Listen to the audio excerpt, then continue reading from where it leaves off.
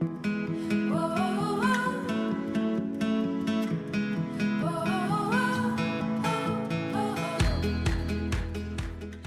everyone to our webinar delving into the crucial role of grandmothers in the restoration of democracy. As we embark on another election year in the United States, we find ourselves in a landscape reminiscent of the previous cycle, yet fraught with even greater challenges. From threats to reproductive rights to a disturbing assault on intellectual freedom and a drift away from the foundational principles of participatory democracy, the stakes have never been higher. Amid the tumult of partisan strife and divisive rhetoric, however, I think there is a hope embodied by the women on today's panel. These individuals have been thinking about and reshaping democratic discourse where they are, and are applying a different lens to the political arena. From combating corruption to safeguarding local school boards and fostering innovative avenues for civic engagement, they bring to bear a wealth of wisdom, experience, and a uniquely grandmotherly approach.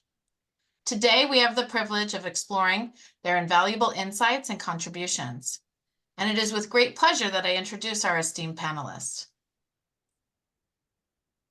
Ellen Chaffee and Dina Butcher are the visionary architects of the Badass Grandmas for Democracy, originally based in North Dakota, but now a burgeoning national movement.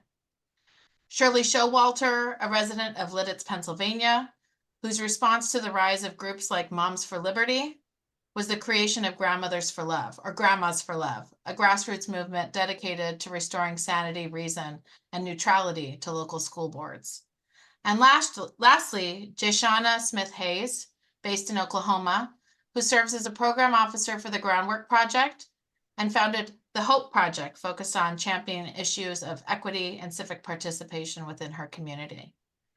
Together, these remarkable women exemplify the transformative potential of grandmotherly leadership, a leadership grounded in empathy, inclusivity, and an unwavering commitment to the common good and a better future.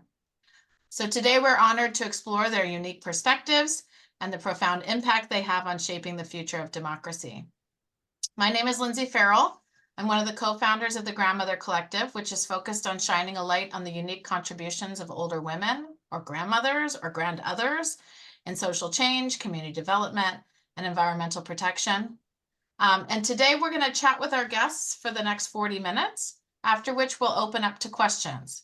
As a reminder, for those of you who may not be regular users of Zoom, I just want to make you aware of a few features. This is where you can mute and unmute. This is where you can turn off your video. You don't need to have your video on for the next 40 minutes. And what you'll probably also want to pay attention to here is when we get to the time for Q&A, you can actually raise your hand. So if you have a question, a burning question, and it's time, raise your hand there and unmute your microphone, and then we'll get your question. So welcome, ladies. Thank you so much for joining us. What I wanted to start out with is just to have you as sort of an introduction, kind of introducing yourself, each of you to talk about leaving the meeting, how you approach making change in your community. So why don't we start off with you, Dina? The first thing, I guess, is finding like-minded people, just a few to start with, who are either righteously indignant about something or have a common interest in improving whatever the circumstance or the problem is. That's what we did with what started out being North Dakotans for Public Integrity. And as an add-on, we became the Badass Grandmas for Democracy.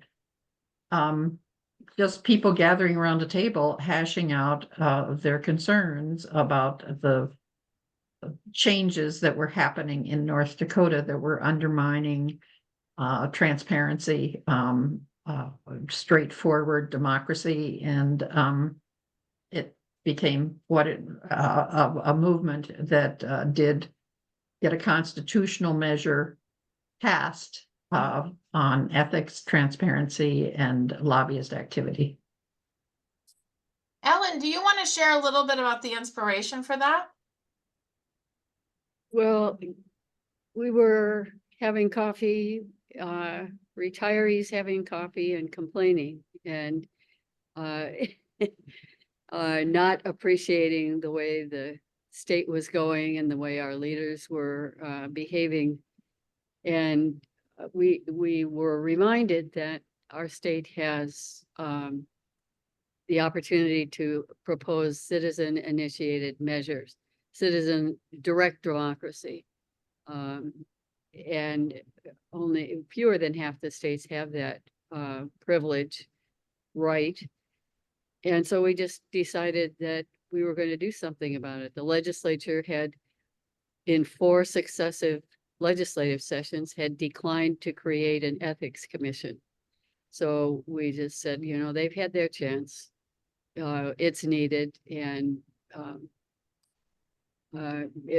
so I don't know, Dina, if we had known what we were getting into, we probably would have still done it, but we learned an awful lot that we're now trying to pass along to the next gen.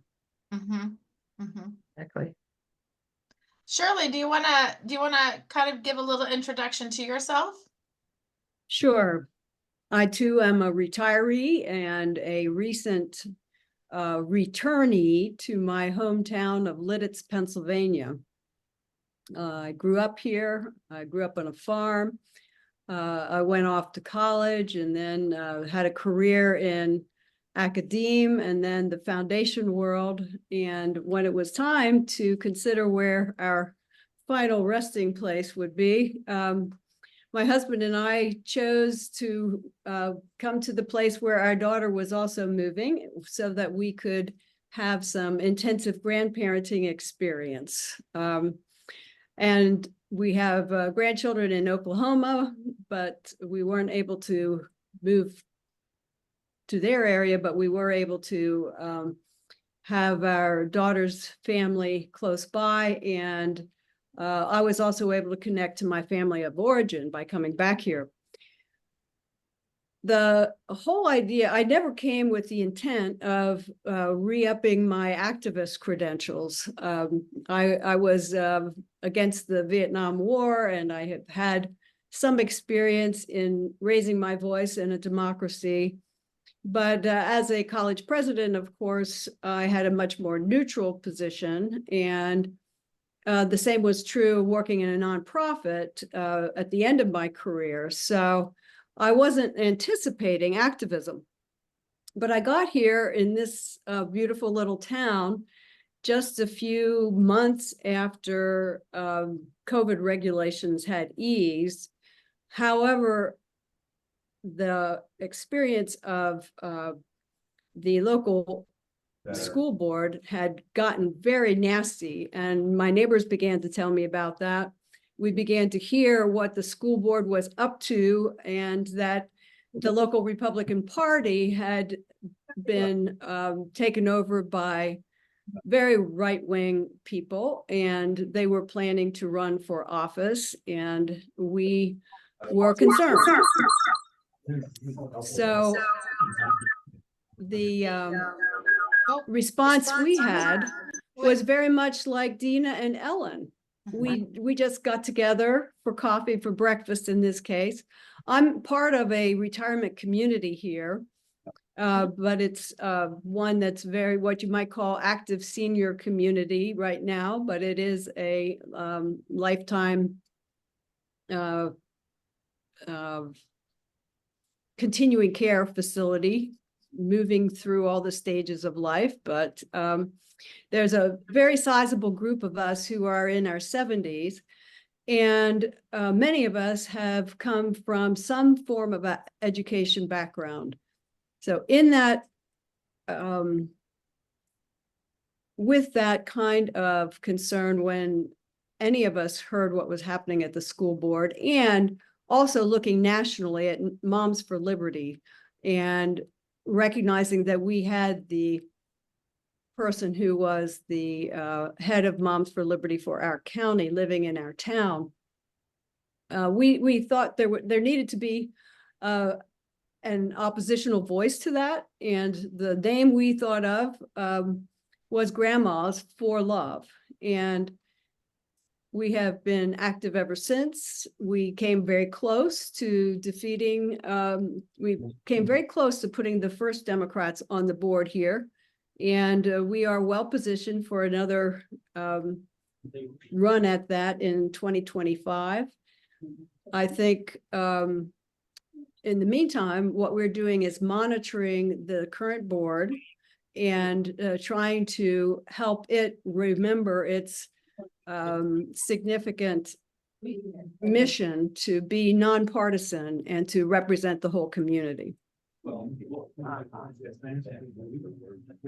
Jashana, do you want to share a bit about you and the Yes, work that you're doing? Yes. First, I would like to say thank you for sharing this space. I am so honored to be here, and I think it's important for us to always, connect with like-minded people and power build together, regardless if we're in the same state or not. So I'm very grateful to be here. I will say I came to really be involved with advocacy work in 2021, when I heard about a man here in Oklahoma by the name of Mr. Julius Darius Jones, who was on Oklahoma's death row, and was afforded the opportunity to be a part of that coalition. And then in the midst of that, seeing how over 6 million people across the world came together to sign a petition and to help save a man's life was very inspiring, but yet at the same time, understanding and knowing what happened after that, yet his life was saved 3 hours before he was due to be executed. Looking at those issues, policies, how our state is ran when it comes to the death penalty or when it comes to our justice system really inspired me. And I also have 4 young men. And so having 4 young men, knowing that one of those young men, one of my boys could have been in the same situation. And so how would I have collectively got a community together, much less the entire world together, to help save my son's life? And so looking at the power building behind that was just truly inspiring. And then I was able to meet his family and met his family first. And then in the midst of meeting his family, just hearing the heart that he has for the community to change the laws and all of the different issues that are set up for, let's just say, for school to prison pipeline, or the lack of voter engagement here in Oklahoma. We are almost in last place with voter engagement. We have over 6 million people that live here, but only 2.5 million people are registered to vote. So in the midst of hearing that and just the passion of wanting to change the community and understanding and knowing if we can build power around people voting, letting them know, understand and know how important it is. If we want to see change, we have to be the change, right? And so in the midst of that, we ended up founding a nonpartisan organization called Vote for Change. And so what we do, we travel across the state of Oklahoma registering citizens to vote, but it's not just that. We engage, we educate, and then we register, because we feel like without the education portion of understanding why it's so important, what is the point of registering someone, right? And so we really focus on educating. We really have a love for the youth to make sure that we're reaching them there, because if we don't reach them there, then what culture, what are we creating from that point, right? So just getting involved in that type of work and being able to be transparent and say, hey, I didn't grow up in a household where voting was important, but now I'm understanding the issues that evolve around if we don't vote, this is what happens. The consensus is always, when we go into these high schools and colleges, is that it doesn't matter, or nobody's going to listen, or, and so we're really trying to change that frame of mind here in the state of Oklahoma, because there's a lot of change that needs to happen. And so people oftentimes think it's the presidential election that makes the most significant difference, but we're really trying to help people understand and know it's your state and local offices. And you're 18, 19, you can run for city council. Make sure that you're showing up for your town hall meetings. You know, you have the options to change things because you can vote for your attorney general, your governors, your district attorneys, and these people line up with the same values that you have, you know, educating yourself before you go to the polls. So that is where I'm at now. And with my foundation, we use a lot of ways getting into the community. We think it's important that we're transparent and meet people right where they're at. So whether that involves us going to the prisons, or we're going to communities where people are unhoused, or we're holding mutual aid events to where you can come there and find the resources that you need, and helping them understand that you can get this help here, but you also have an opportunity to make the change that's needed. So that's what we do. We just really just try to get in the community and try to be the community at the same time. What I love about this panel is that none of you, I mean, all of you are looking local. Like, it's really about what seems to be using a local issue that's powerful and important to be able to think more broadly about democratic participation, and maybe even to change culture. So one of the questions I really wanted to ask everyone, and honestly, anyone can go, is in your sort of inspiration for all of you sort of were like, oops, I guess I'm gonna do this. It seems like, I mean, like sort of everyone was like sort of accidentally has found themselves in this space. Is there something about the culture of our politics that needs to be changed? And what would that be if it were you kind of pushing to change it? I think the culture of just our election process and our voting. I think what's happening, or what I can say that I see is happening, is I look at Stacey Abrams, right? I mean, she made that change happen, but it was a process, right? Change is not going to happen overnight. And so I feel like once we can meet people right where they're at, and when we're going knocking on doors, when we're walking all of these neighborhoods, we're not just handing them a flyer and turning around and leaving. We're literally saying, what can we do to help? What changes? Is it a street light, or is it, you know, your polling location? Like, we look at all of these different things that's happening around gerrymandering and changing districts. And as a prime example, we did a voter registration drive at a retirement facility that literally had their home base to where they could go vote, to where they didn't have to worry about catching a ride or anything, and they redistrict all of that. So now you have an entire community of over 300 to 500 people that needed access to that to be able to vote. And then you have other laws that are, or bills that are trying to come into place that are now causing your absentee ballot to be harder to fill out. So then you run into those issues. So I think if we are being transparent, going into the communities, letting people know that we truly care, and help change the mindset of my vote doesn't matter, and say no vote is still a vote. And I think you build the trust within the community, then I think that's where you cast the vision of we can bring change. It may not happen overnight. You know, our pastor says something, it's like eating an elephant, you know, one bite at a time. And so I think if we approach it in that manner, we build the trust in the community, then I think building the trust first is the hardest thing, because if we look at the state of our politics today, there's no trust. Even with our youth, they don't trust you, and they will tell you in a heartbeat, you don't understand what I'm going through, or what are you talking about? Look at what's happening. So how do we pull them back in and gain their trust to be able to change that narrative?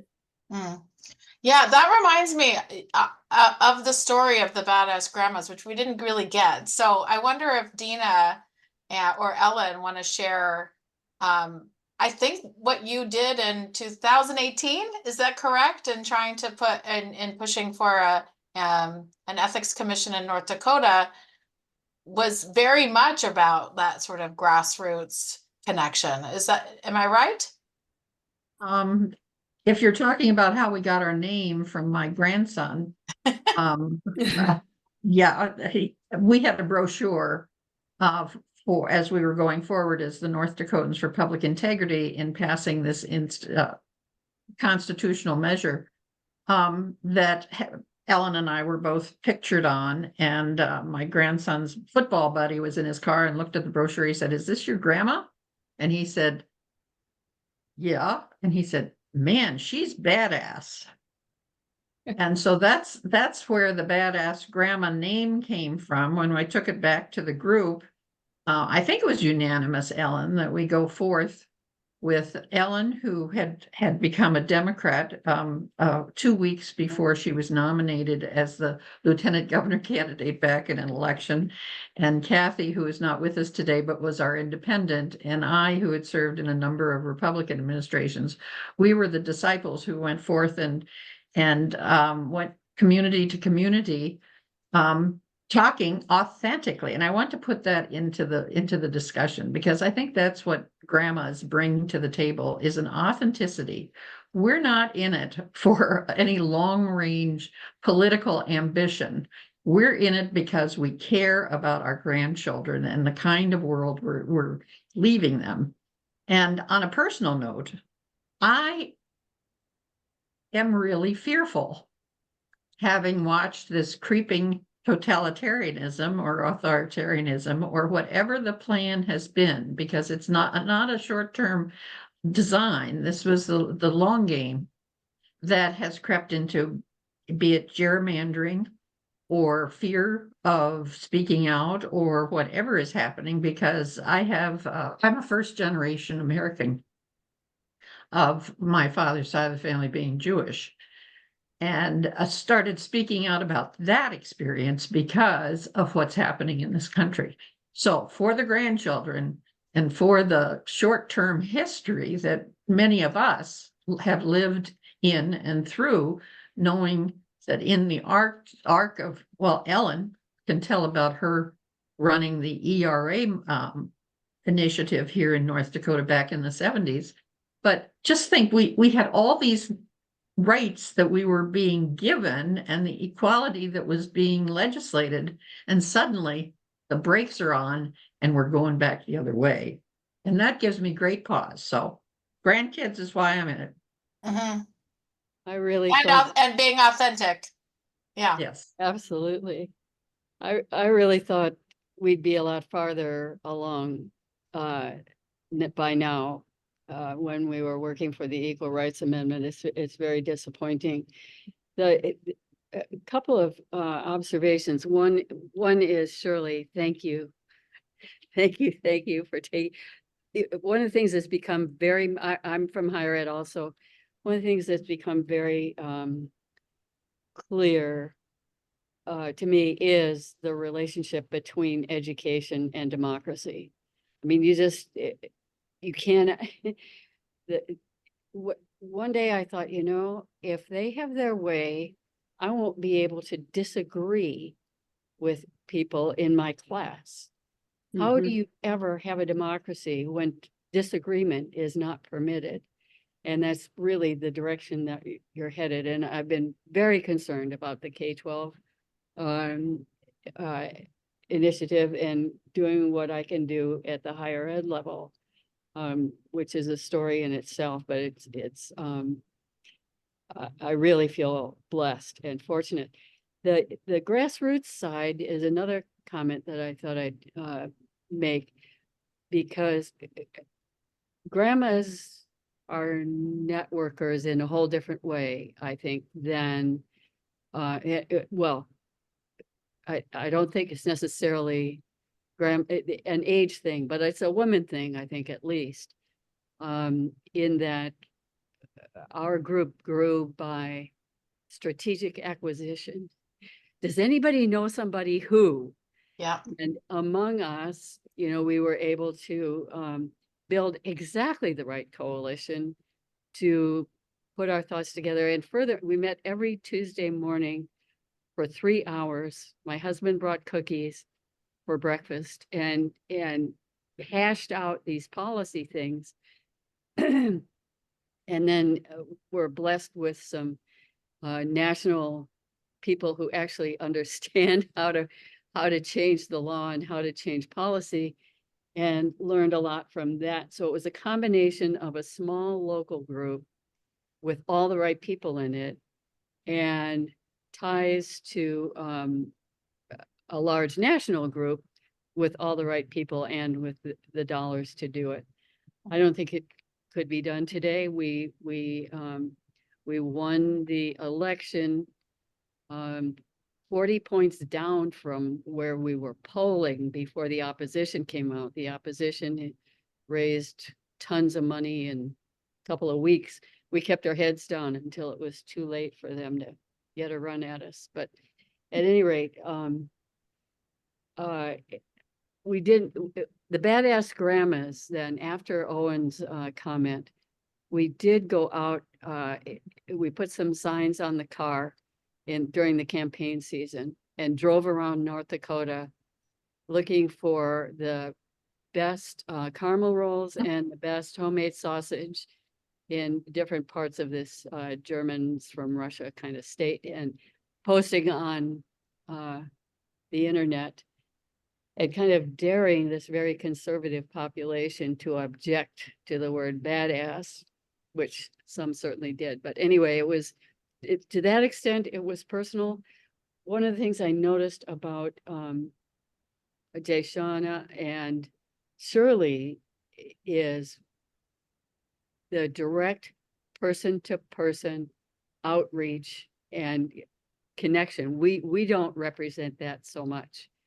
But one of the great blessings, I think, of that is we're so desperately need to build community. And so I think there's like a triple benefit from that. And then one last comment for the moment. Being nonpartisan is a tremendous gift. I mean, so I was a Democrat for one election season. I decided that was not at all, politics is not my game. So, but I think that initiatives like what we're talking about free those of us who are very disaffected with the traditional ways of participating in governance to really make a difference at the community, at every level, and also to change policies. There's a lot of policies that need changing for our democracy to work. Thank you. Shirley, you have any reflections on the culture of our politics? Oh, well, yes, I'm constantly battling between my natural inborn optimism and my intellectual analysis of where we are today, which is very grim. Mm-hmm. And that's why we need each other. That's why, especially when we think about our grandchildren, that, as Dina said, that's our motivation. I have an Owen, by the way, also. So he's actually interested in our badass activities, only we haven't called him that. I think maybe I'll suggest that we call him that together. We have huge responsibility and little power. So we have to collect, we have to come together, we have to make our voices known in the community. There are millions of us. In fact, I'm pretty sure that we are the majority in America. But I am not sure that the majority will win, given all the jerry-rigged activities of especially the Republican Party that's been hard at work at this for years and years, and it is really paying off for them. And even though I believe we must be nonpartisan, I do see that the greatest danger lies with what the Republicans are doing. That 2025 plan from the Heritage Foundation scares me to death. And I don't believe it's exaggerated. I think it's quite the opposite. I think they actually plan more and worse things than they are publicly admitting. So that's what that's what's on my heart, and it motivates me. But when I try to imagine 30 years hence, it looks pretty grim. Shirley, I always play Pollyanna to Yeah. that kind of view, because I truly feel that there is a silent majority again in this world. Yeah. And it is the grandmas and the women who feel this huge undertow that is trying to set back what we have been striving for all those years since our feminist roots in the 60s, and the militancy of that melded into getting the ERA done, which we didn't complete. But I really think that with all of the concern on gerrymandering and the obvious ennui about voting, because people are getting tired of watching the news. In my book club, 3 people had stopped watching the news because it was so discouraging. And those are the kinds of things that I hope will turn around. And I wanted to comment that on Ellen, and Ellen's not wearing her pearls, and this became a part of our Badass Grandma campaign, is when we would go into a hostile meeting, there was friends would convene people to hear about the initiated measures that we were promoting. And we came into one meeting where it was pretty hostile. And they thought that it was undignified that we call ourselves Badass Grandmas. And that was the meeting I left saying there are 2 kinds of women in this world. There are the badasses and the tight asses. And and I think surely your community consists of people like that. But the pearls came about because one of Ellen's wonderful educated friends saw her on stage in Nashville receiving an award from Represent Us after we had passed this initiative. And she said, we were in our sweatshirts and our stuff that had Badass Grandmas on it, etc. And she suggested that Ellen needed to have a little more decorum in her dress. And my suggestion then was, we'll just add pearls. But I think it's now a metaphor of this group and others like us, because strings of pearls together make for lovely decoration, but they are also very strong. And I think we are a string of pearls across this country and across the world that can make a big difference, not just on how we look more elegantly, but how we can operate. And again, optimism, because I know there are so many groups like this gathering around the country, and that you can look up on the internet and belong to and send money to. And it's got to make a difference in this next round. I really believe it is that silent majority. Well, thanks. Oh, sorry. Go, Shirley. Go ahead, Shirley. Thanks for activating my own optimism with that statement. And I think it would be good to pay tribute to the grandmas that have come before, many, many, many of them. Maggie Kuhn probably being one of the most prominent in my own youth. And we also have, the Gray Panthers, her organization, Mary Pfeiffer, and they often use take those same understandings and stereotypes and flip them on their heads. And I think the String of Pearls would be a good example of that. Mary Pfeiffer, the author of Women Rowing North, took hot steaming apple pies with cheese on top to the legislators they were trying to influence. So we're not above using cookies or any other grandma stereotype to win our case and to show our humanity. And there are many women who have managed to upturn the understandings that have prevented women and grandmas from winning to helping them to win. Yeah.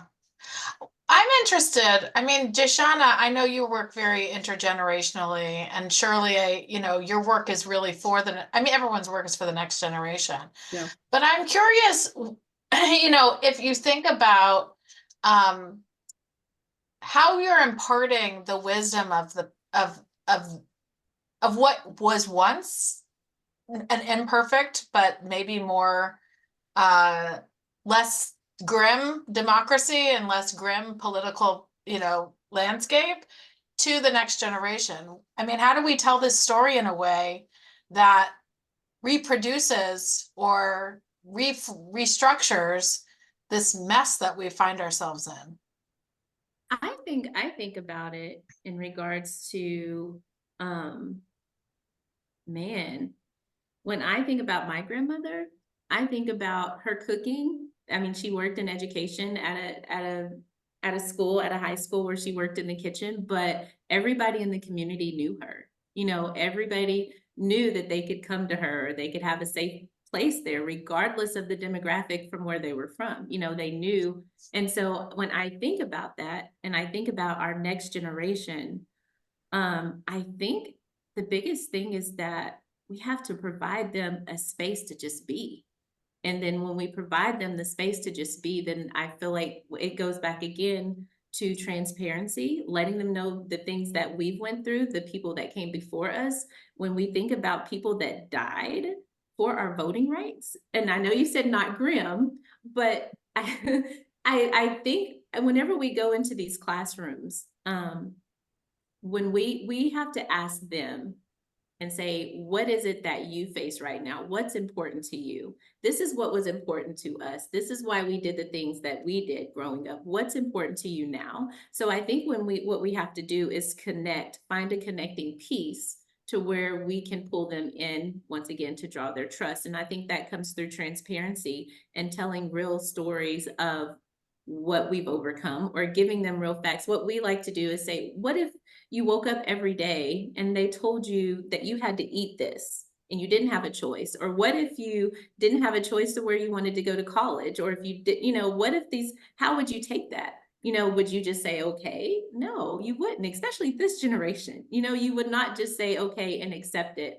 So I think what we do is we have to, once again, for me, I know I keep saying it, but I'm finding that it's important that we are meeting this generation right where they're at, and what we do is we'll go into a high school and we'll sit down and make bracelets with them, but we'll also have real conversations, and then they just start opening up. I think it's more so we have to do less of, you're a generation of, you're just entitled, or we want to give them a label. And I don't think that's where we're going to gain them, is by labeling them and making them feel like they should not have a voice. Does that make, I don't know if that really answered that question, but I think when we talk about the history and we talk about the strength of women, and we talk about how our ancestors and everything that they went through to overcome, and we say it's possible, I think we have way more tools now to be able to try to overcome that, but we also have to take it back to our roots, and we have to remember, for me, I know I'm from a little country town, and our rural areas are disintegrating, but I go back there, and you want to try to inspire them that there is still life, even though you don't have the resources here, and I think us collectively coming together with other organizations too, that have the same mindset of doing it together, and then also letting our youth know that you can't do it by yourself, and us being the example is another thing too. So I think I was all over the place, but I hope I answered that question in a manner. What I heard was that grandmothers, older women, people, who are doing this in their retirement or as their third or fourth career, they bring identity, they bring community, they bring collectivity. It's what I know of grandmotherly leadership is that it's pretty selfless. And And I think that in the space of what can feel in our current reality, like a lot of individuals on their own trying to navigate, is grounding. You use the word roots, and I think that's a big piece of what we see also in the grandmother space. Anybody else have a reflection on, how to work? Or, yeah, Ellen.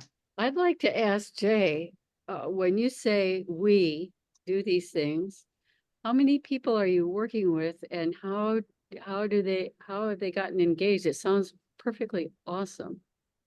Well, actually, we have a small team of partners. I like to call them partners because we work together. But I have consistently about 8 to 10 partners that if I can call on in a heartbeat. And so it's a wide range. So we have grandmothers that are part of the group, and then we have our youth that is as young as, 18 years old. Or also what we like to do when we get ready to go to a classroom, we will ask a professor or teacher to identify a student that's interested in civic engagement or organizing, and we like to bring them to the forefront and let them speak to their peers, and not just hearing our voice, because you're with your peers every day. You are in a generation that we may not understand the same way as you. So how do we get their peers to listen and open up? And so we do it in that manner, but we have a range of probably 8 to 10 really good volunteer partners that stand with us wherever we go. And it feels good. It's a little difficult at times because, as you all know, funding is hard, and then just the amount of work that it goes into it. People don't see you going to the storage unit, getting out everything ready to get ready for a voter registration drive. People don't see the late nights of rolling t-shirts or getting candy bags together or doing the research to make sure that you're not putting a community in harm by saying, okay, let's register you to vote if you had a felony. We're having to take time to make sure we are arming ourselves with the knowledge. So it's been tough, but I'm very grateful. And I will say we started April of 2022 to November. We were able to register to vote a little over 1,000 people. And for such a small group that was driving from one side of the state to the other, I mean, it lets us know that it's possible. That's what it reminds us of. But we also have to understand and come back to those same people and try to reach there. So I could keep going all day, but yeah, it's a great group of partners that is involved in our work. I want to open up, because we have about 17 minutes. I want to open up to 2 or 3 questions from the audience and see if they have any specifics that they want to ask. So you can use that little reaction and raise your hand if you have a question, or throw it in the chat. Oh, Lynn, go for it. Yeah, I had, first of all, thank you to everybody. And I'm so proud of my grandmas that are on this call. It's wonderful to see them. But I had a question about an NPR story that I watched or listened to the other day, and it was about news deserts and how that contributes to the loss of trust in our political process, because so much of our news is now filtered through going to the website that really reinforces the opinion we already have, as opposed to that time necessarily in the past when we all only had 1 or 2 stations. I just wondered if anybody would like to or could comment on what they think of that impact. Well, I think there's a good effort among independent news sources now, 2 of which have launched themselves in North Dakota, a North Dakota News Co-op and a group called The Monitor. But we still go to friends and family as sources for information as well. And I want to give a shout out to what has actually happened with our Badass Grandma group in North Dakota. One person who was influenced started doing a monthly Zoom call, and I think there are over 200 on the list that have now been inherited by Lynn, who just spoke as the coordinator of this happening now, that is the Badass Grandma Network is what we would be. But from that has spawned new membership in the League of Women Voters, the reestablishment of several towns that now have League of Women Voter chapters. And that's the kind of networking I think that has happened from our informal gatherings and people seeking solid information about what is happening. And our friend Jane, who's on this call too, who started programming these monthly meetings, and Lynn carrying it forward with her helpers, continually bring in people who can give a perspective that maybe we're not getting in those where the small town papers have folded, etc. But again, where there is a vacuum, it will be filled, and hopefully it will be filled by groups that bring balanced information or a perspective that is not locally carried. We were fortunate with Grandmas for Love that the local newspaper, the Lancaster newspaper, was very interested in our work. I attended the Moms for Liberty National Summit and wrote about it, and that was carried in a NPR affiliated digital news outlet that got quite a bit of coverage, and from that, our local news editorial page editor requested an op-ed for the local paper. And they have been using us as news sources, and we have been doing letters to the editor. So there are a lot of ways to get your voice out there. We're just fortunate that both our closest metropolitan paper, which is still a pretty small paper, but it's very attuned to work such as ours and gives us the opportunity to get our voice out there. And I'd also like to underscore the idea that was mentioned several times about stories. When we have stories of overcoming the odds, of love, of overriding fear, and all of the wonderful stories that activists do get to know on a daily basis, sharing those stories is a big part of our job. And that's another role for grandma, to be a storyteller. Thanks for bringing it back, Shirley. Driving the grandma narrative. Can I get somebody else want to ask a question? Christine. Hi, everyone. I just am so curious. And first of all, thank you so much, Lindsay, for putting this on, and Jennifer. This is incredible. And I'm so proud to just sit here and listen to hear these amazing women and what they're doing and what they've done. It's like very inspiring to me. I have a quick question. I publish, as you know, Lindsay, a digital magazine. And I want to ask the ladies on this call, how much are you doing digitally? You know, social media wise, that is where the young people are. We all know that. And yet we are of a generation that's not been our first choice. We'd prefer to pick something up and read it if we can. So I'm just curious about that, because I would love to be part of helping you in any way to reach more of a digital audience. I think for us, it comes back to capacity. We can hit a good way of like, okay, we're posting. And that's where we get a lot of engagement from our college students on our social media. But then when it comes back to capacity and not having enough partners to be able to help us can keep that consistent, that's one of the issues I think that we face. But social media is where we get a lot of our interaction, a lot of our questions, you know, and then we push them to our website to sign up, or through just simply putting ourselves in spaces from a digital, like if we put out there, hey, we've got this event, then next thing you know, they'll come to an event, but then from that event, we'll be able to do another event. So I think social media has been our biggest platform to be able to extend ourselves to that community. That's great. Thank you. Well, Christine, I'd like to give a plug for Grand Magazine, because I think what you're doing with that magazine is fabulous. And I've noticed that you have been interested in activists as well as many other subjects.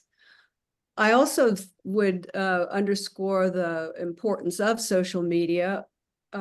We grandmas are not particularly savvy with our technology, but some of us are at least able to navigate the social media world, and we are hooked up with teachers locally who are very savvy, and one of them made us a website and is, encouraging. We have an Instagram account, and I don't think we would have gone that way without her help, but that's why we need the intergenerational affiliations all the way Yes. from, we actually could use 3 or 4 generations, depending on what we're doing. And the younger ones are usually the ones that can help us the most. Mhm. Yeah, absolutely. If I might just share quickly with you all, when Gran started putting our voices out there a little bit more regarding politics, which happened probably about 10 years ago, well, maybe about 2016 actually is when we got very active. But I would receive so many comments from people saying, oh, come on, we're grandmas. We don't want to get into that stuff. And it was so shocking to me that there are still women out there that think that way, but there are. And everyone here knows that. So we've got to overcome that blockade of resistance to taking action. So anyway, thank you, Shirley. I appreciate that. And if I may add an end here, I would love to invite any and all of you to please email me. I love to post articles. We're working on our spring issue right now.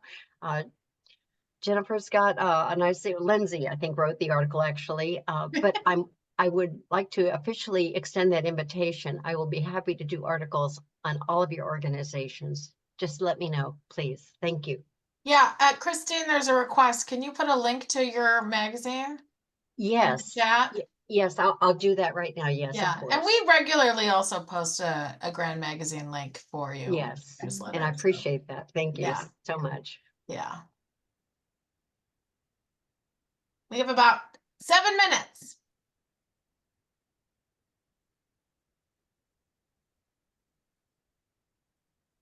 Jen, did you want to ask your question?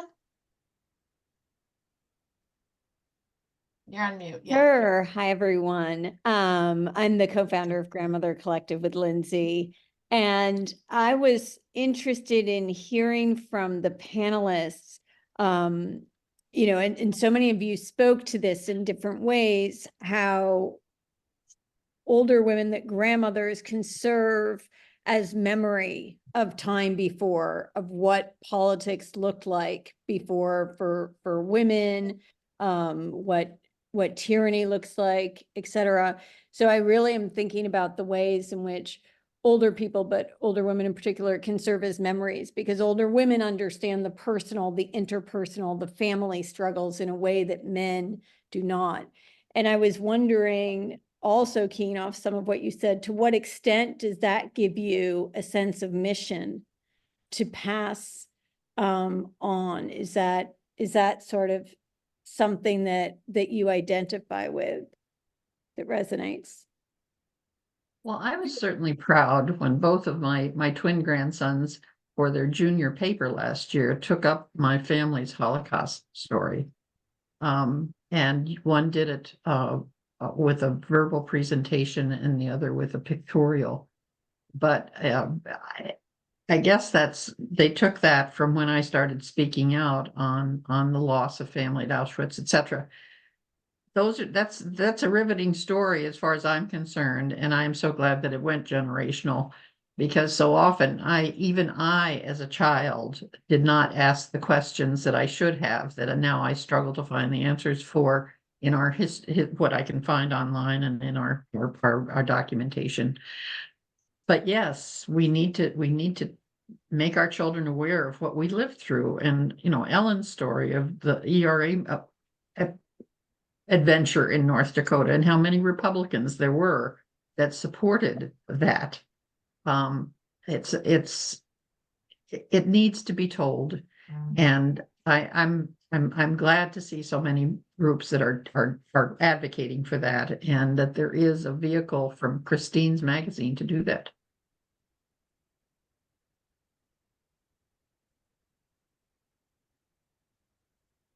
Jay? I I'm know. more of a, I'm like, I'm thinking, I've been talking, I don't want, but I agree. I think about my grandbaby and then I think about my sons, and I try to, if I have events, I make sure that I invite them along. They may not come, but I still open it up. But I also talk to them about the real life issues, that could affect them, in any way, shape, or form. And so I think from my point of view, I think about changing my culture of how my household is and being able to share that with my sons and my granddaughter, because I didn't grow, like I said, I didn't grow up understanding and knowing how important it was, and now here I am, trying to figure out how to navigate all this and just really educate myself, and not saying there's anything wrong with that, because I don't believe it's ever too late. But I'm saying if we can get them at the developmental stage and grow them through that, however that may look, then I feel like that's a win for me and my household. Mhm. Ellen, were you gonna say something? well, just that, I'm more of an analyst than a storyteller, which is a handicap in this space. But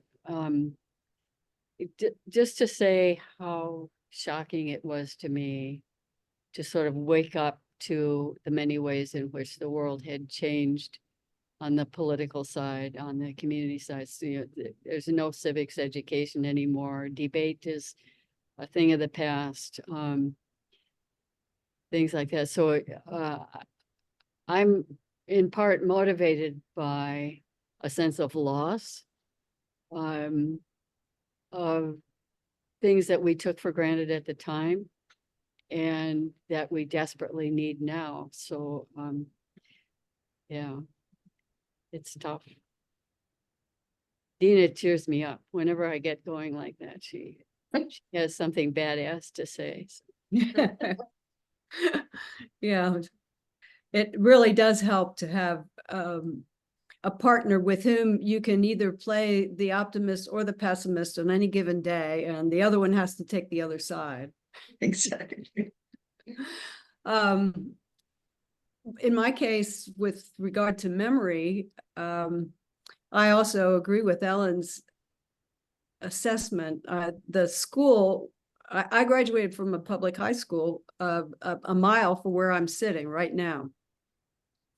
And I won the Problems of Democracy contest as a high school senior, writing about the importance of the courthouse after we had taken a trip. And I really didn't particularly enjoy that class. It wasn't taught by a stunning teacher, but what we learned was important. And my favorite teacher was my American history teacher. It was because of him that I read Martin Luther King. It was because of him that my eyes in this lily white town were open to what was going on in the country in the 1960s. I would otherwise have been pretty ignorant. And I was pretty ignorant, but I at least had a window into a larger world and a democracy that was bigger than my local community. But in my local community, I could learn about it. And that's what we really need to continue in public education. And with all of the emphasis on vouchers and on 1,000 ways to undermine public education, as Ellen said, the key between these two institutions is so strong. The connection is so strong. We must use our memories of what has been the past in public education and make sure that we look around to what's happening in our local schools and raise our voices about that. And regardless of what our other activism is, we can we can do a lot for our local schools and our teachers by writing letters to the editor, by finding little things that we can do to prop up the hard work of being a teacher today in the public schools. Mm. Well, we're at time. But I wanted to just ask a final question because it's coming up in the chat. What can people do? Well, you know, at the Grandmother Collective, we want to inspire people to feel that they have the ability to use their grandmother power for good. So what would you suggest? Ways, I saw Lynn posted that anybody is welcome to join the Badass Grandma's monthly meeting. So check in with her. Christine has shared ways that you can connect with her. Are there other ways that people can connect, get involved, collaborate, partner, My etc.? contact Yes, Ellen. information is in the chat as well. Your Happy- contact information. Yeah, well, I'll also do a follow-up and send out the recording when we get it cleaned up and up on YouTube.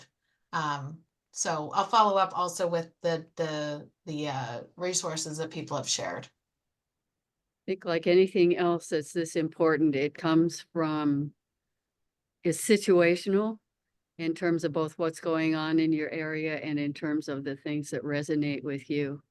They all come from the heart, and we can learn from each other as to the details after that.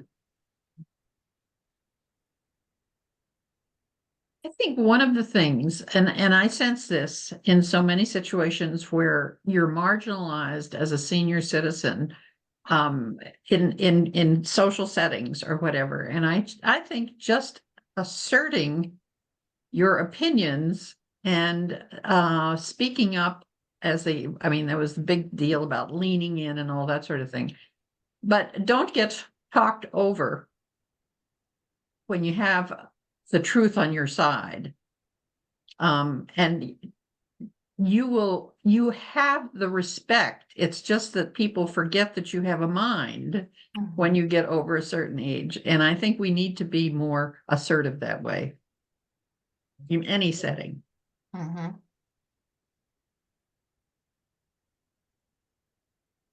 Well, thank you to the panelists for joining us, and to everyone else. It was a very active chat, so I think you've connected with each other, and there's been some really wonderful ideas generated. We will continue to host webinars on different topics, so keep your eyes open and for future Grandmother Collective webinars. Again, I'll be following up. If you don't know, we have a very active Facebook group called Grandma Magic. So you could look for that and find each other there. And I think it's still just a very beginning of growing and building what we are calling a community of practice for older women driving incredible change. So thank you all very much. Thank you for having us. Thank you, Lindsay. Thank you. You guys are doing Thank you. great Thank work. you. Keep up the good work. Yes. Goodbye. Bye-bye.